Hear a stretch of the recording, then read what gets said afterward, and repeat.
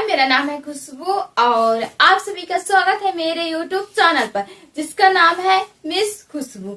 अगर आप मेरे चैनल पे नए हैं तो चैनल को सब्सक्राइब करिए ताकि कोई भी न्यू जानकारी सबसे पहले आप तक ही पहुंचे। अक्सर ये हम सभी के साथ ही होता है कि हम अपने डेली की दिनचर्या से थक जाते हैं। अपनी लाइफ में जो भी हम कर रहे हैं उससे ही हमें बोरियत महसूस होने लगती है।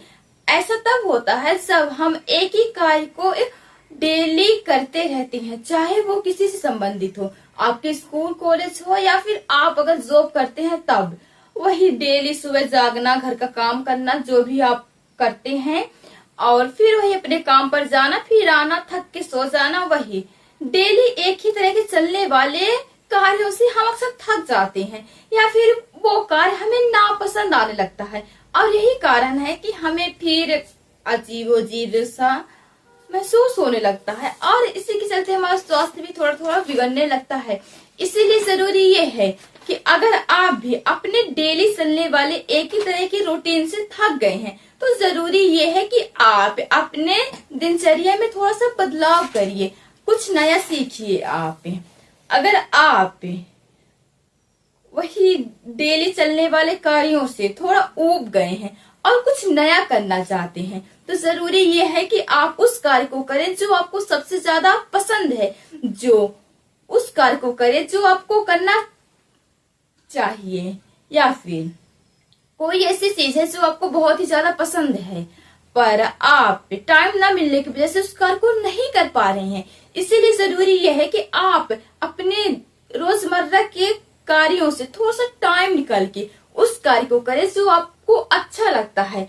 और अगर आप ऐसा करते हैं तो आपको अच्छा महसूस होगा और अगर आपको अच्छा महसूस होगा तो आपका स्वास्थ्य भी सही रहेगा और आप भी मस्त ही रहेंगे। अक्सर ये हम सभी के साथ ही होता है कि हम अपने डेली रोजमर्रा की जिंदगी से परेशान हो जाते हैं, चाहे वो छोटा कार्य हो या फिर बड़ा। हम उसे करने के लिए बहाने ढूंढने लगते हैं या फिर उस कार्य को करने में हमें बहुत ज्यादा आलस लगता है। ऐसा तभी होता है जब या तो हमें थकान लगी रहती है या फिर हमारा उस कार्य करने को मन ही नहीं करता।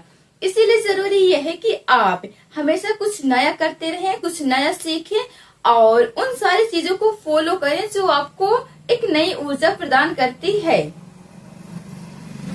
और अगर आप ये सोचते हैं कि ऐसा करने से लोग आपके बारे में क्या सोचते हैं तो मैं आपको बता देना चाहती हूँ कि आप बहुत गलत सोच रहे हैं। लोगों के काम ही क्या है दूसरों को कहने का, इसीलिए आप उनकी बातों को नजरअंदाज करके वो करिए जो आपको पसंद है।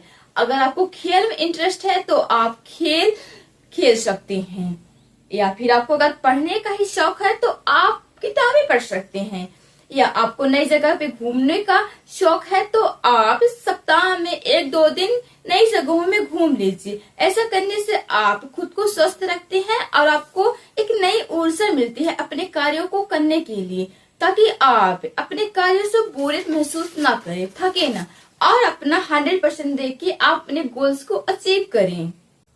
इस दुनिया में जितने भी लोग हैं हर किसी के पास होते तो 24 घंटे हैं, लेकिन वो सभी व्यक्ति अपने जीवन के उन 24 घंटों का उपयोग सही ढंग से नहीं कर पाते। अक्सर होता ये है कि जो मध्यम वर्ग के लोग होते हैं तो वे अपने कार्यों को, कुछ लोग तो बहुत बेहतरीन तरीकों से करते हैं पर कुछ लोग आलस करते हैं और यही कारण है कि वो अपनी जिंदगी में बस पीछे ही रह जाते हैं।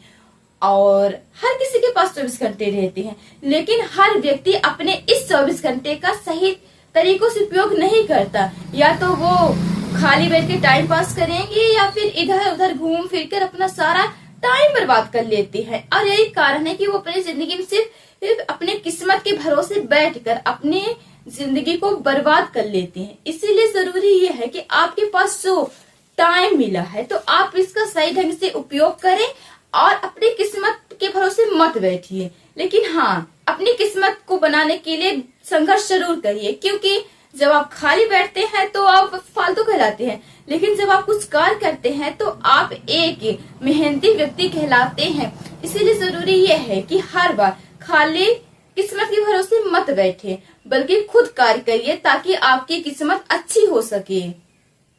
आप अपने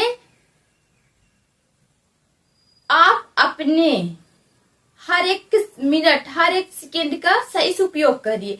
अगर आज आप अपने इस टाइम को सही से उपयोग कर रहे हैं तो आने वाला टाइम आपके लिए वेस्ट होगा।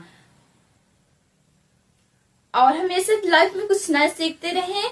अगर आप भी बोरियत हो जाते हैं अपने कार्यों से तो हमेशा कुछ न कुछ नया सीखें, नया करें और उसे अपने लाइफ में प्रयोग करें। ऐसा करने से आप बहुत कुछ नया सीख सकते हैं, क्योंकि इस दुनिया में सीखने के लिए बहुत कुछ है।